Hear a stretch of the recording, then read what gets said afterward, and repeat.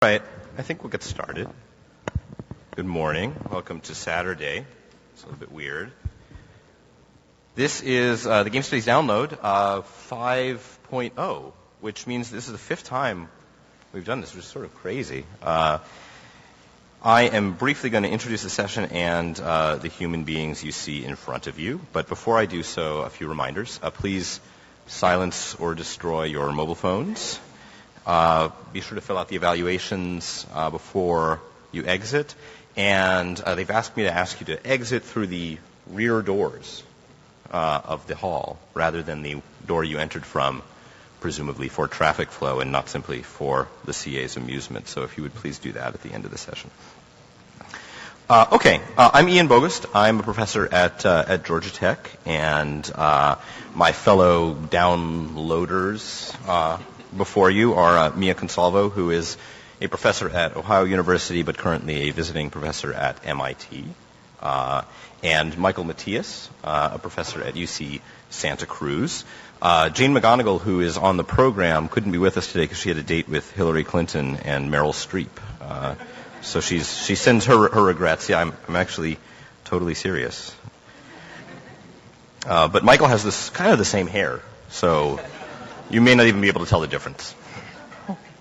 Okay, just a few brief notes about how this session works. For those of you who haven't been before, we troll through all of the games research that has been written and published during the last year or so, looking for tasty, delectable tidbits that will be useful for game designers and developers. And we try to synthesize those into 10 studies for this session.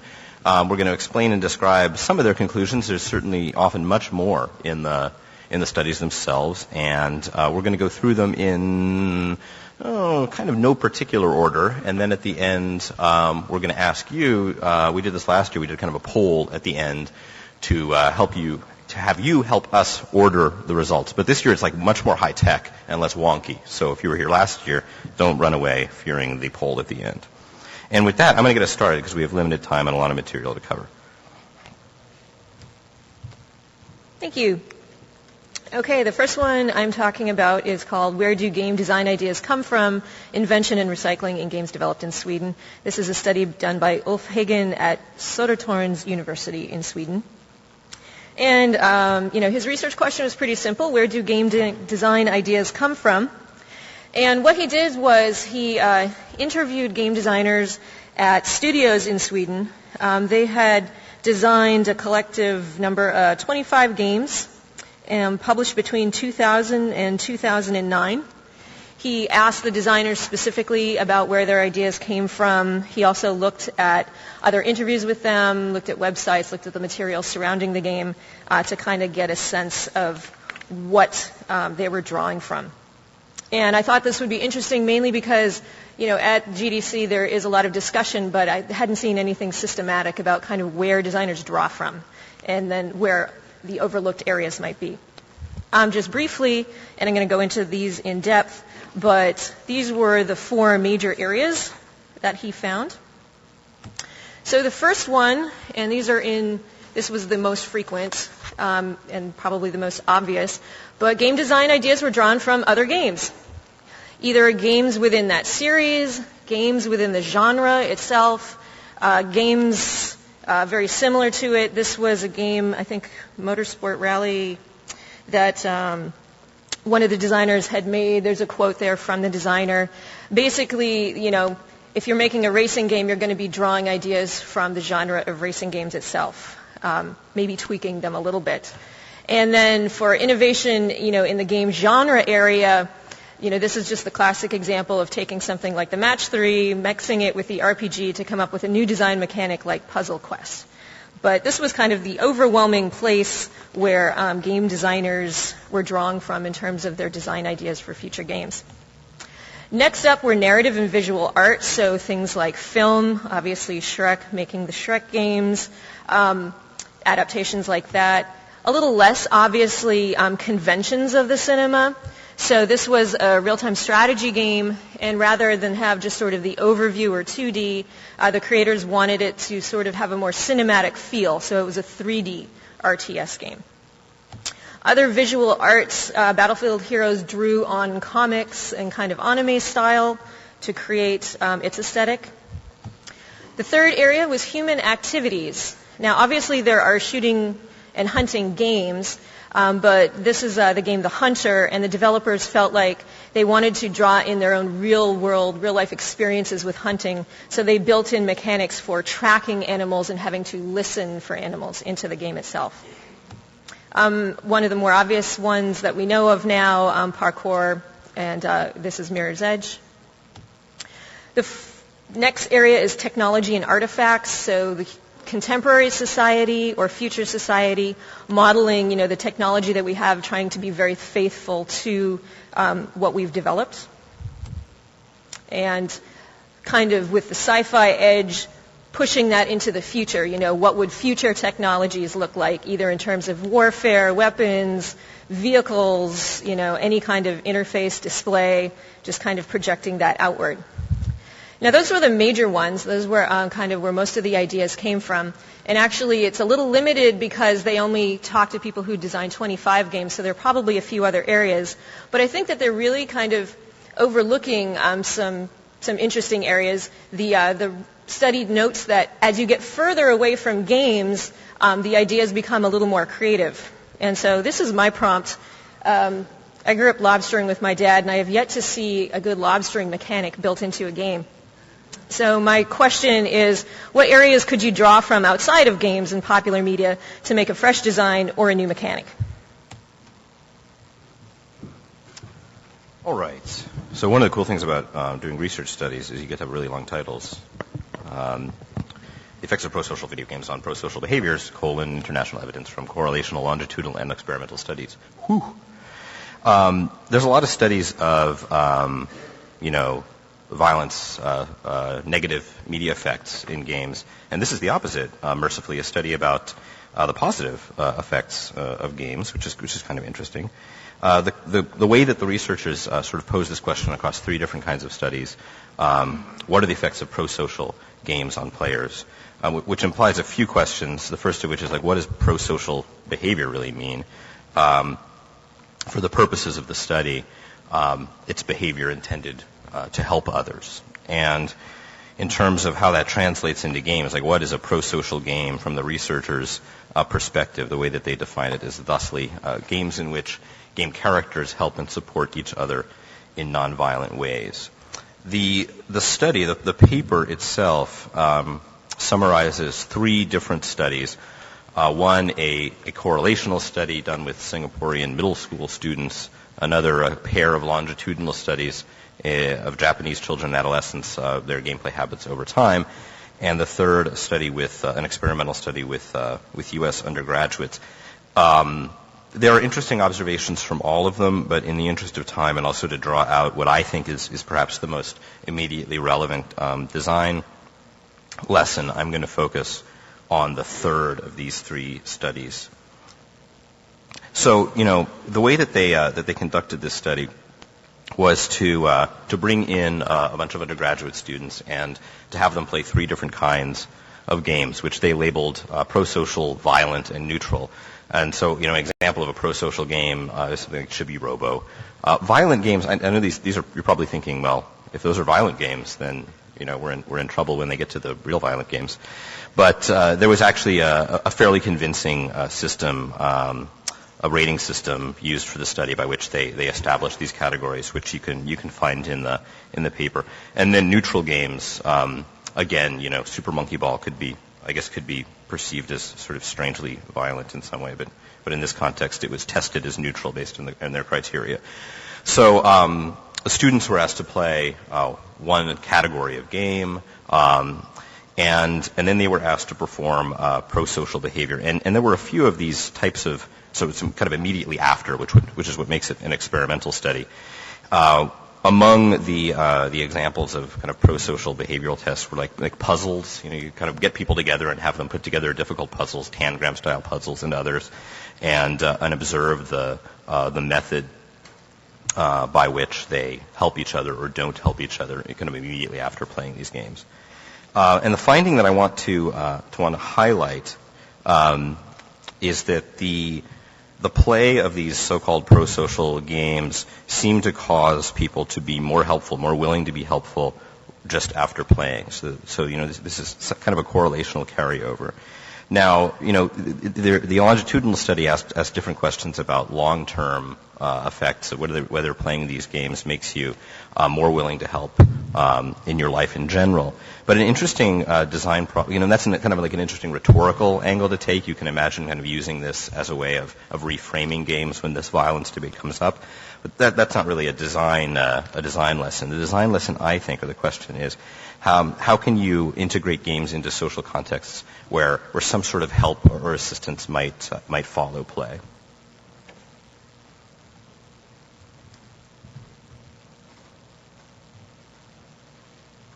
All right. So the next study is a study by Jeff Orkin and Deb Roy at the MIT Media Lab, Automatic Learning and Generation of Social Behavior from Collective Human Gameplay. Of course, many people in this room will recognize Jeff Orkin's name. He was the AI lead on Fear and is sort of well noted in the game industry for having introduced strip-style planning, strips operator-based planning into game AI. He left the game industry, as you know, and several years ago and went to the MIT Media Lab, where he's now doing research on kind of advanced game AI. And in 2007, he released kind of an experimental game called The Restaurant Game that some of you might have played. It was slash-dotted, sort of got a lot of attention, which was basically a pretty simple game where two players log in to a restaurant, one in the role of the wait person, one in the role of the diner, and then you just enact being in a restaurant, right? Basically, the wait person and the diner do whatever they want in this sort of virtual restaurant world. And his idea, or the question that's really being explored here, is how can we mine human play traces to automatically build NPCs?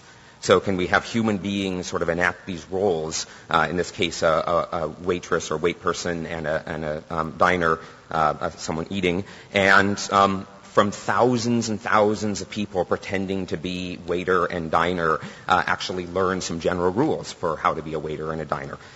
So what did the activity traces look like? From any one play, things like this would happen. Waitress, table for one? Yes, just me tonight. Follow me, please. And then physical action, sitting in the chair, picking up the menu, and so forth. Now, from sort of one play trace, you could make kind of a little graph representation of that play trace. And then when you get a second one, you can kind of merge it in using shared nodes for things that happened in both play traces, sharing those nodes and then adding branching. And then when you have 5,000 play traces, it starts looking like this, right? And he at this point, he has like 9,800 of these play traces of people pretending to be in a restaurant. So this is great. Some of the early work was information visualization on, how do you even get a handle on what this kind of rich play trace data looks like. But the new result, or the 2009 result, since this is the sort of best of 2009 game research, is that he started using this data bank now to build autonomous NPCs. So how do you go about doing that? The first thing he's doing is looking for patterns in the data by organizing the actions into trigrams. And a notion of a trigram, this is common in kind of statistical language processing, but it basically just means, in this case, 3 actions that happened in a row. So put a menu down, eat food, drink beverage. If that happened in one of the traces, that's a trigram. You sort of make it a thing, record it, and then you start recording statistics on how often certain trigrams happened.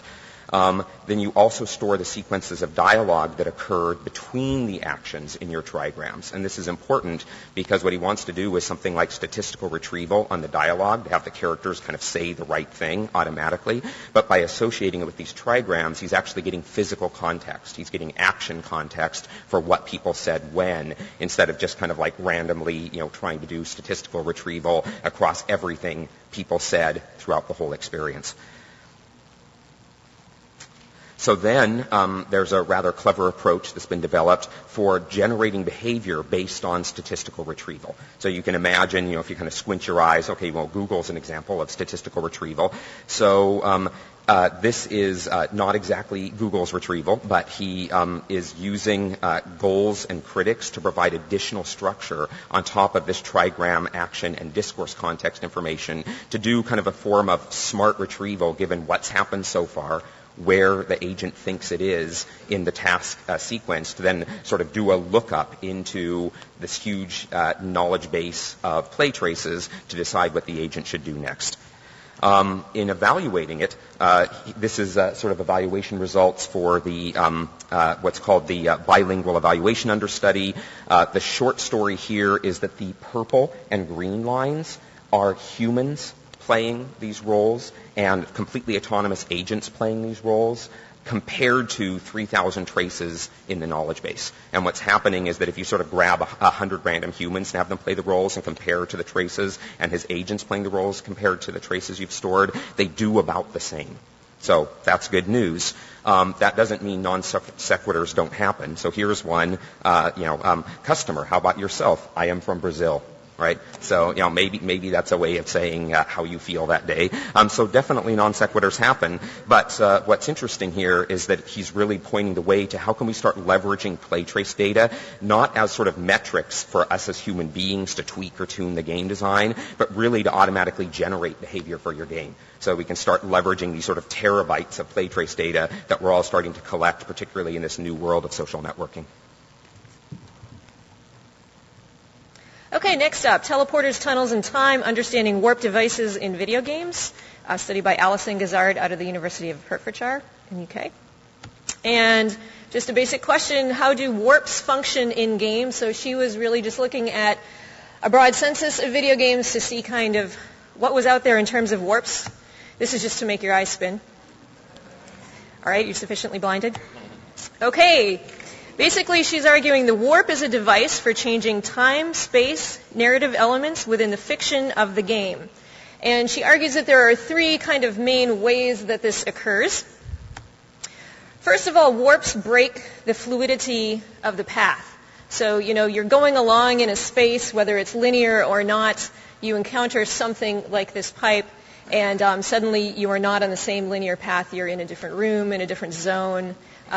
Maybe you can even see that zone off in the distance, but it's taking you to a different point. The next thing, the way that warps function is, I think, actually one of the most interesting to play with, potentially. Navigational control is taken away from the player while they're in the warp. So, I think of this kind of like in Star Trek when you're in your little shuttlecraft and you get stuck in the wormhole, your controls don't work, things are flashing around. But it seems to be true with video games as well. Oftentimes, you don't even see when you're in the warp. You just kind of disappear and reappear somewhere else. Potentially, you might be stuck in the warp, but control is taken away. So this isn't actually the takeaway, but I think another interesting takeaway would be how could you enable some kind of movement or functionality or direction for the player while they're in the warp. And kind of the third way that warps function is that time and narrative structures can change. So with a warp, you're thinking about maybe going into the future or into the past. The storyline may change. It may be the same time, but it's an alternate reality.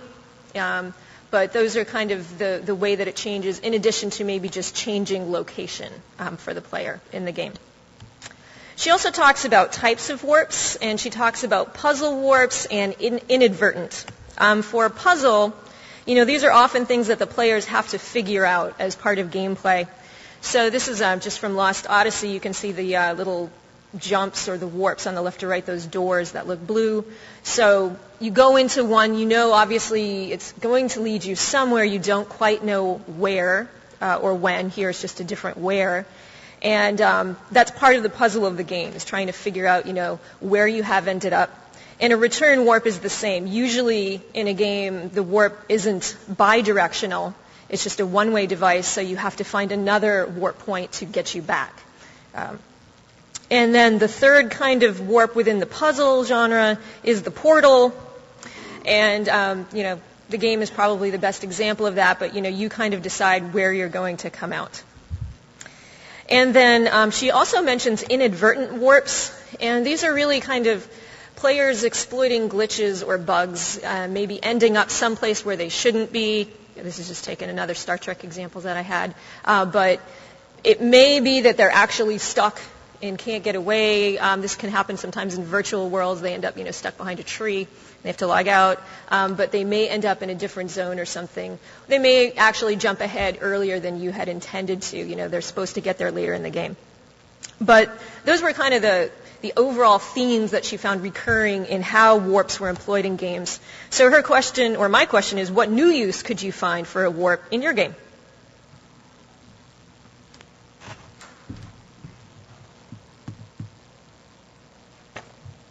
Okay. This is sort of a controversial selection, and it's controversial for two reasons. One is that it's been in the game press last autumn. You may have already read the press release for this study. And another reason I'll reveal later. I wanted to return to this research study because I don't think that the most interesting findings or takeaways have been drawn out of it. The question in this survey study was essentially, how do sports games affect the quality of being a sports fan? What's the relationship between playing sports games and the nature or depth of your fandom? It was conducted as a survey, somewhere between 9,000 and 10,000 players in 5 different areas through questions, open-ended questions, and some with kind of multiple choice answers in these categories: game situations, general knowledge, history of sport, the rules of the sport, the business of the sport. And this is all, of course, football in this study. And viewing patterns were also detailed, viewing patterns not of sports games, but of television sports and live sports. And there's a number of data takeaways from the survey. One of which is that Madden players seem to participate in footballness 35% more than non-Madden players. And what they mean here is viewing games, attending games, purchasing stuff, whether that's paraphernalia or apparel or what have you. But perhaps more interestingly, players of the game seem to have greater knowledge in all of the survey categories. And some of these are actually statistically significant, like 15% higher knowledge in game situations and in general knowledge, as well as an ability to answer more specific questions about things like defensive schemes or some particular formation, which even committed football fans may not have as much familiarity with. Now, this leads me to sort of the second controversial caveat, which is that this is research that Electronic Arts had solicited from the University of Oregon. And so you could look at this and say, well, anytime there's any kind of relationship between a party who might benefit from the results of a study like this, we have to look at it carefully, which is true. But at the same time, I think it's worth pointing out that these kinds of research partnerships between publishers and developers and universities is relatively uncommon. So it's a positive thing to me just to see that happening. It's also interesting to see it done in the context of business rather than design. I mean, I'm going to draw a design lesson out of this study for you, but it's a business lesson. Another interesting fact about that relationship, that research relationship, is that the Wardlaw Center has begun using the franchise, the games in the franchise as business simulations too in their undergraduate sports business programs, which leads me to another bit of knowledge I gained, which is that you can get an undergraduate degree in sports business. So, there's kind of an obvious observation to make about sports games compared to sports. Madden's first month sales in 2009 were 1.9 million. That was actually a disappointing number compared to previous years. The NFL first weekend viewership that year was 25.1 million. So, clearly there's still a great many fans of sports who are not partaking of, at least in the first week, this kind of excitement about getting into the game. And granted, there are differences, but there's clearly a delta. So, this leads me to the design takeaway. How can you make the promise of better overall sports expertise a part of what you get out of sports games? The curling example here, I did purposely because in the last month, as the Olympics have been going, I think we've seen people kind of wonder, what is this game even about? And because the coverage is just so shitty in the Olympics and television, nobody explains anything ever. And going into the game is sort of one way of developing a basic knowledge. But this study suggests that you can also improve expert knowledge.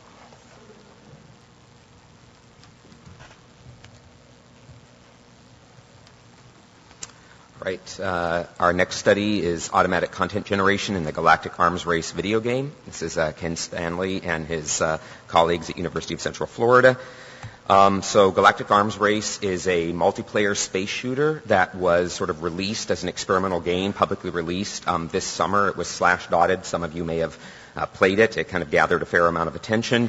But what's interesting as an experimental game, like what were they trying to play with? Well, the question was really how can you dynamically generate content based on the gameplay? So have the system automatically create and sort of update itself as people play over time with new content, but have that tied into the gameplay loop. At a high level, this is what it looks like. You have players playing a game, and there's a bunch of different content in the world, and players are trying this different content. Over time, as they play with this different content, they keep what they like and drop or stop using what they don't like. And what Ken and his colleagues wanted to do is have the game system sort of kind of drop the stuff that players don't want out of the game and automatically generate more and more of the kinds of stuff players do like, kind of variations on what the players do like. So in the context of Galactic Arms Race, concretely, what that means is weapons. It's a space shooter, and there's these cool sort of, particle effect. They're basically particle systems, but the weapons are these cool particle systems. They're, flowing out. They cause damage when a particle touches an enemy, and they're automatically evolving new weapons.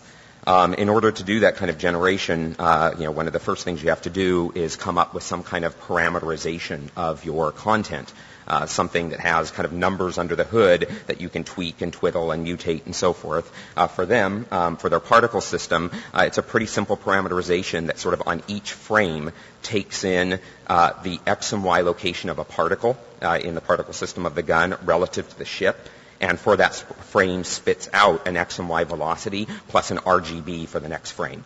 And then you iterate. And so it's a pretty simple mapping. So how do new weapons get introduced into the game?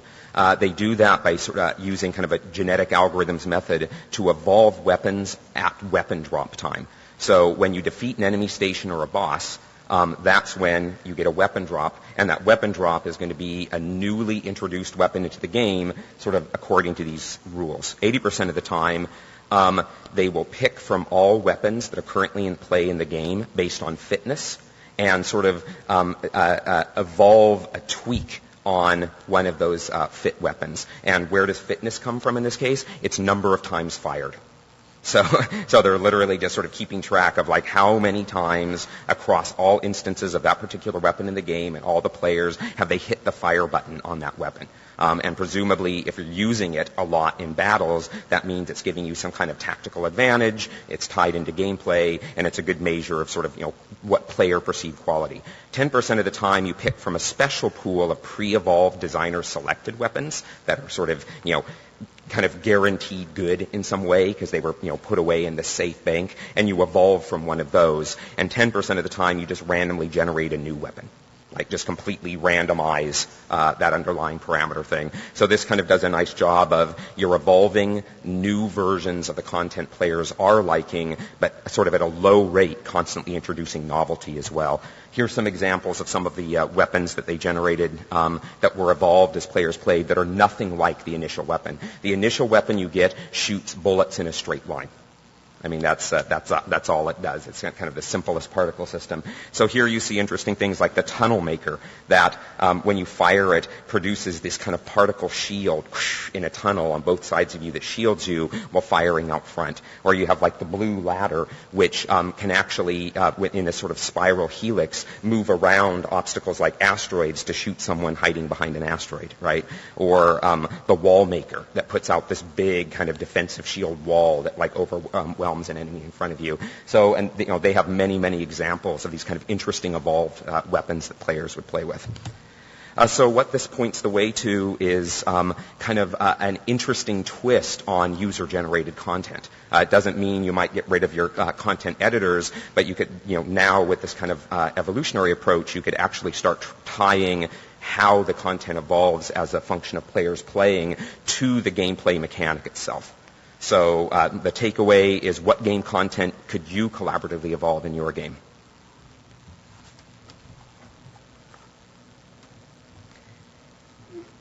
Okay, the next one is somebody who did a really interesting analysis of a genre of games, first-person shooters. You can see here the time range. He looked at 34 games, and he was interested in persistent non-player characters.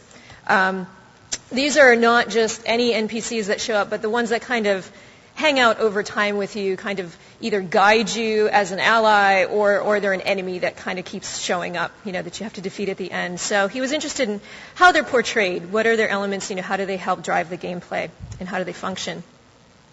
This is just a really broad overview of kind of how many he found. Like he found that on average for these games, 3 to 9 was the average number of the persistent non-player characters.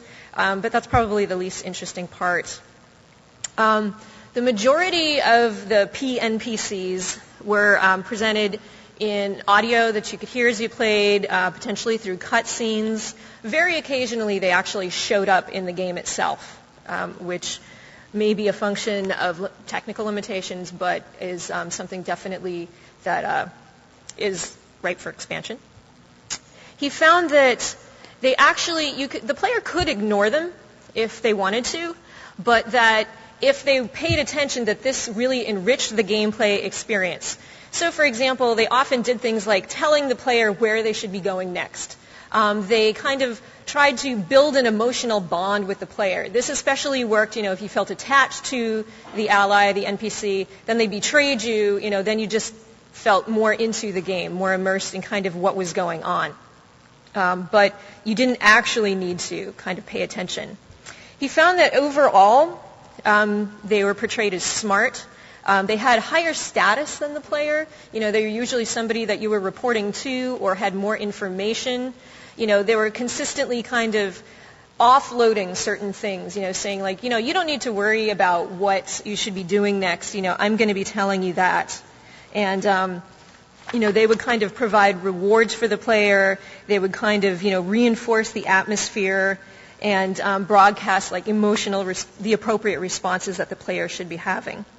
And sometimes, to make these characters more complex, their motives were unclear. They didn't often actually defect, but it kept the player kind of guessing in terms of, where their real loyalties would lie. And there were far more allies portrayed as persistent NPCs than there were enemies.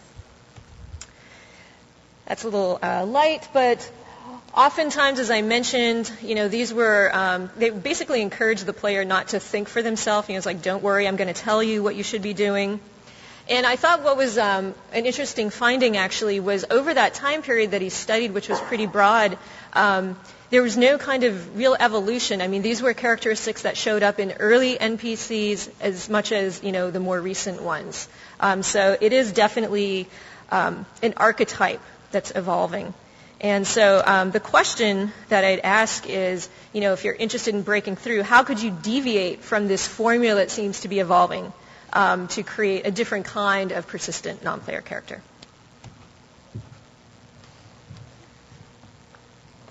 Okay. Next study, gray-haired gaming generation, findings from an explorative interview study on older computer gamers. The study asked the question, what are the gaming habits of older gamers, where older came in two categories, 50 plus and 35 to 50. I was a bit discouraged to learn that 35 counts as older, but apparently there's 18 to 35, and then there's everybody else. So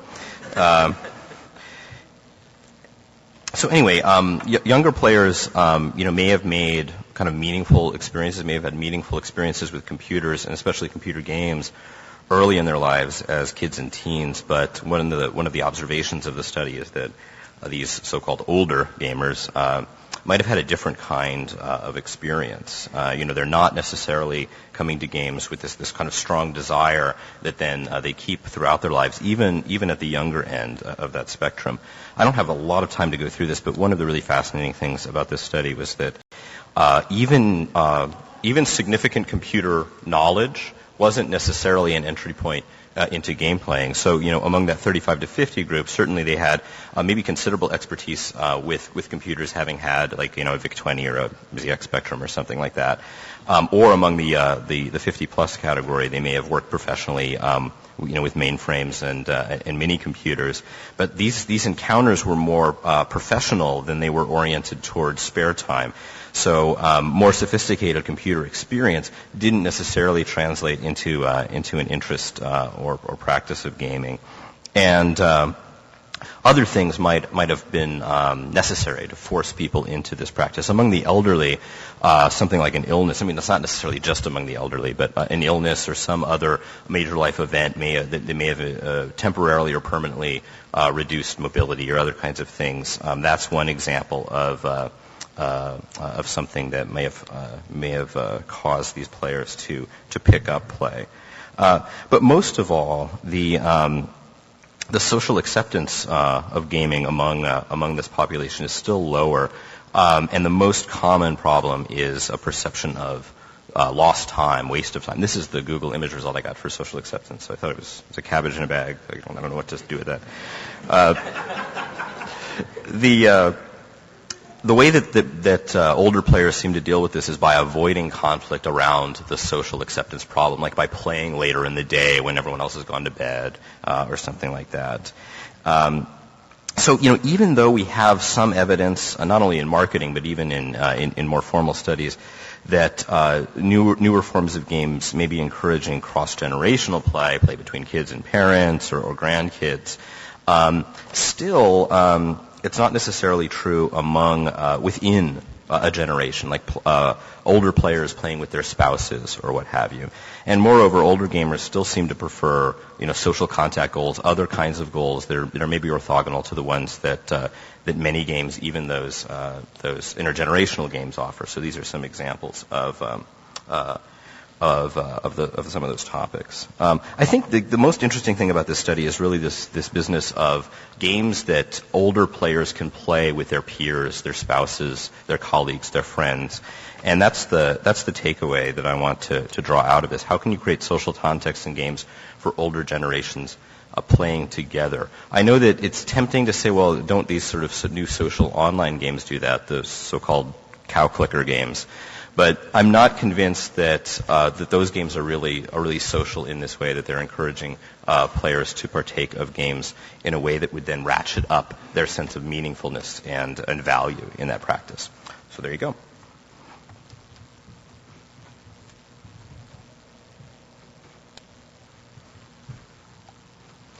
All right, our next study is actually a book, Expressive Processing, Digital Fictions, Computer Games, and Software Studies by Noah Wardrop Fruin. There's the cover. All right, so what Wardrop Fruin's doing in this book is looking at many approaches to kind of story generation and interactive characters over the years, and analyzing them both from a technical perspective and from a design affordances and player experience perspective, and really trying to tie closely together kind of technical decisions made in approaches to story generation or interactive story or character to audience experience. So the question is really, what can we learn from the first 4 decades of work on dynamic story and character? And the book really is a one-stop shop for that 4 decades of work, and apply to games. And he does this by organizing this history around 3 kind of landmark systems and their effects: the ELIZA effect, the Tailspin effect, and the SimCity effect. All right, ELIZA, I think we're all familiar with ELIZA. This was the first chatbot. It was designed by Weizenbaum to imitate a Rogerian psychotherapist, a non-directive psychotherapist who basically takes whatever you say and turns it into the form of a question. The ELIZA, when you first play with it, is compelling. And what's interesting is that a very simple system is able to create a very compelling experience because of audience expectation. The compellingness of ELIZA is actually, in a sense, all coming from the human who's playing with it, who's projecting this depth and depth of interest onto ELIZA that's actually not there, that's not underwritten by the underlying system. And so that's kind of a cool illusion.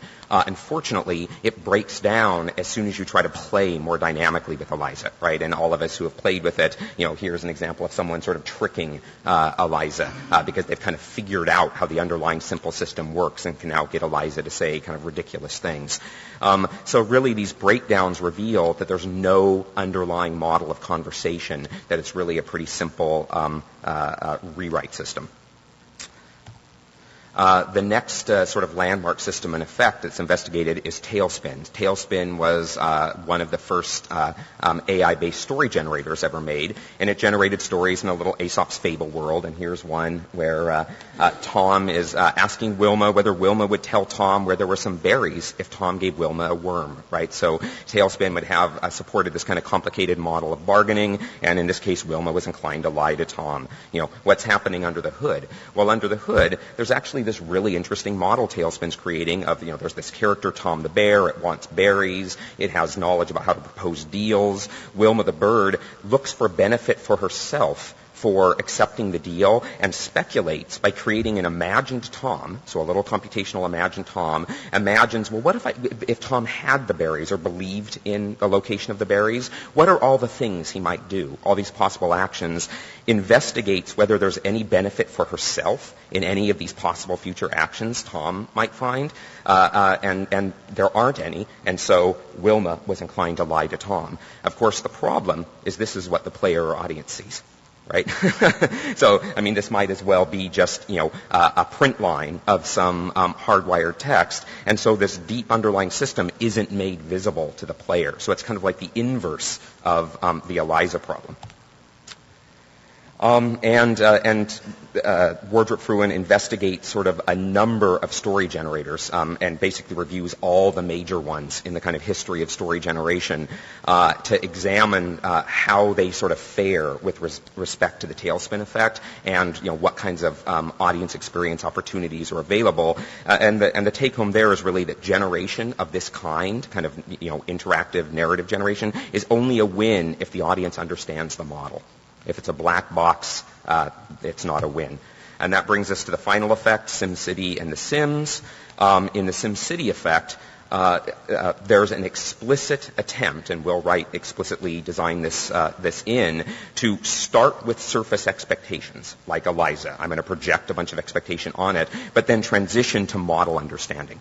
So that the system then says, the goal is actually to support the player in experimenting with the underlying models so that they can rebuild in their brain a model of the system's model and then take gameplay actions with respect to it. And so then the book spends the sort of final third investigating how can we do that for narrative and character, building on top of this, this great history of narrative and character research. And the big take home is we can really begin thinking about using computational story models in our games today, kind of combining the SimCity effect with these computational story models. If you haven't been keeping track, this is the last study that we'll present before the voting begins. So this is a study Mike Molesworth did, and he presented at DIGRA this year. And it's based on interviews that he did with 24 players. He actually conducted about 50 hours of interviews with them, so he really did get fairly in-depth. And he was thinking about, and these interviews were actually conducted a few years ago, but I thought that this was pretty timely considering some of the things we've been talking about at GDC lately. And he was really kind of thinking through this idea of progress itself, not just achievements maybe, that you unlock, but how is it that we make sense of our lives? How is it that, this idea of that we need to progress, that progress is an achievement that we should be striving for, has become just such an unquestioned facet of our lives. And then what role might game playing have in contributing to that, in fulfilling it, in making us feel better if we don't experience progress in other areas of our lives? So it's a really actually very deep and interesting study. And he found that in talking with players, there were a few central themes, recurring. One of them actually didn't have to do so much with gameplay, but really with collecting. And this is somebody's video game collection.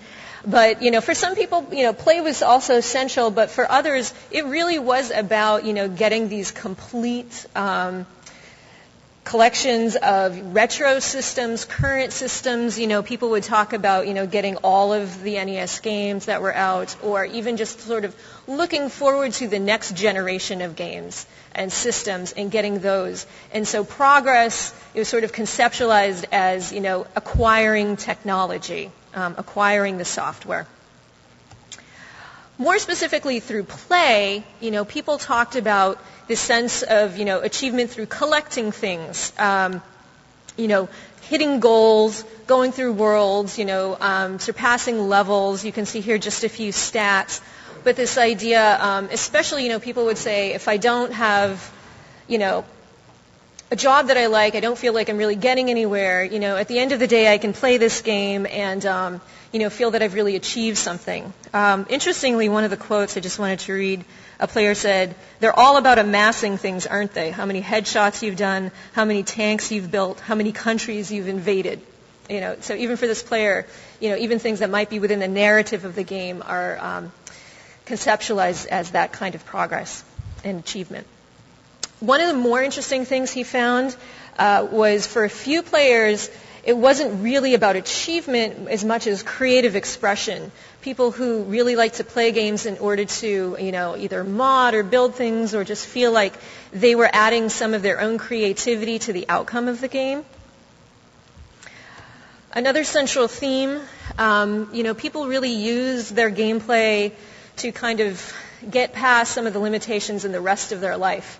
So, you did have a bad day at work, you're trying to pass time, games are a way for you to improve your mood, to just kind of, create a fulfilling experience for yourself. And so he argues that it's really games serve as a visible accumulation of just more.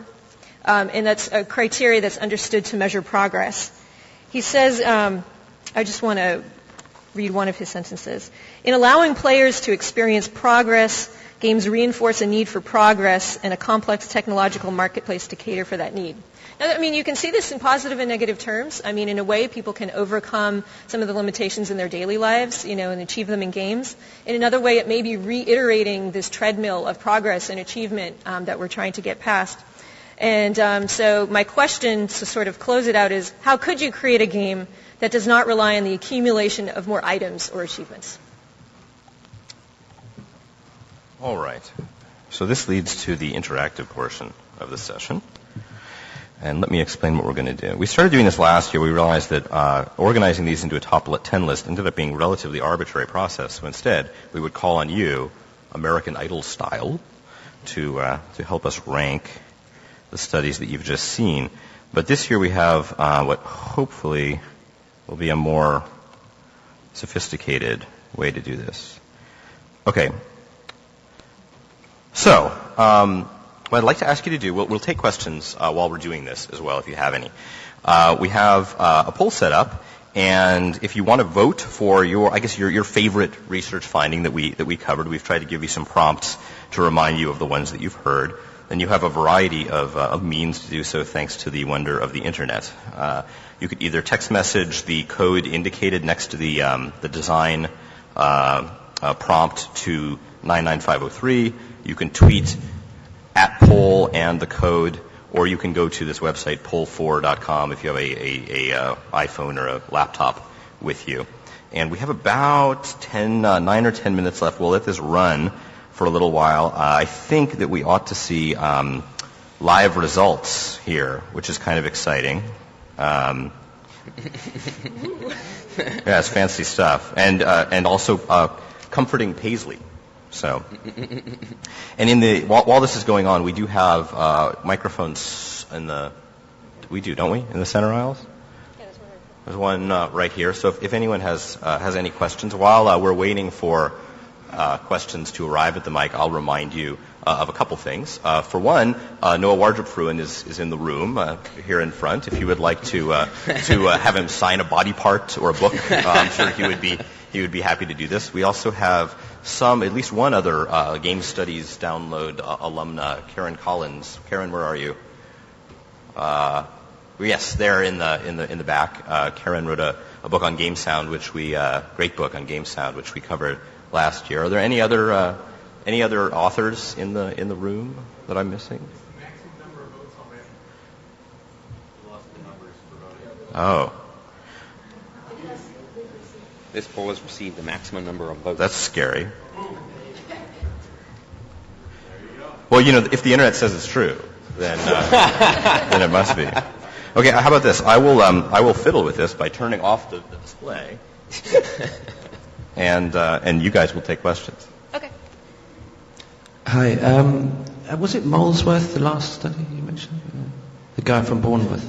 Anyway, I'm just interested whether these issues of achievements and their social value and things Chris Hecker's been saying and the whole question over that, whether any people in these studies are referencing continental European work like early Baudrillard, say, on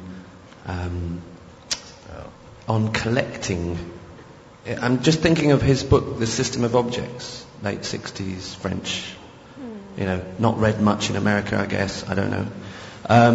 That he talked about collecting as something very wrapped up with consumerism and something quite masculine, and he associated it with death and generally being a very negative thing, which I think has something to say to this whole debate about achievements. I just wondered whether people like Molesworth were referencing this sort of stuff or whether there's just a gulf between them. He didn't reference anything about collecting items or that work.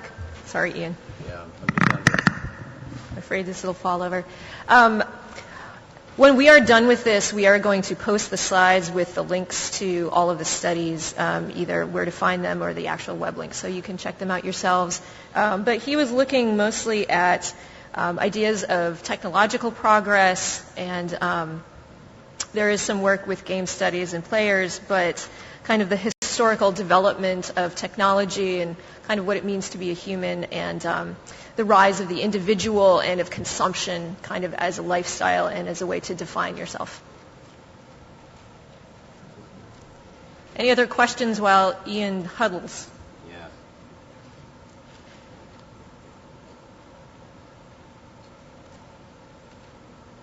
Hi, Ian. Well, Want me to put it up? yeah, put it back up. Right. So I was about to answer that very question.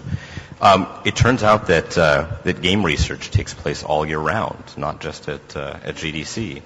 And along with the resources that you can find by following the journals and whatever in our studies, you might want to look into the Digital Games Research Association, which is at digra.org.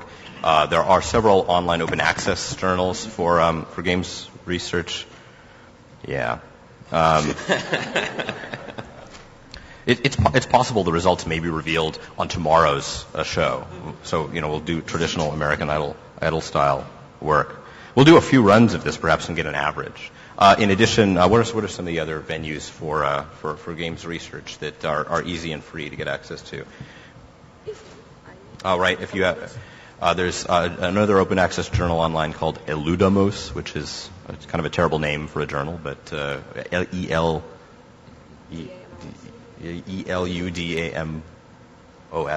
Is that right? Yeah. Yes. MIT Press tends to publish a lot of books in this area. We're gonna hit a cap. Apparently, there's some cap on my free account, for which I apologize. But we'll do like a statistical sample twice, and by means of doing so, we'll reach some sort of scientific conclusion. He said. Another source of games research is the AI and Interactive Digital Entertainment Conference, which is a AAAI-affiliated conference. AAAI's digital library is completely free and open access. So anything that's been published at AID over the years, any papers there are available online. We're just about out of time. Is there any more questions?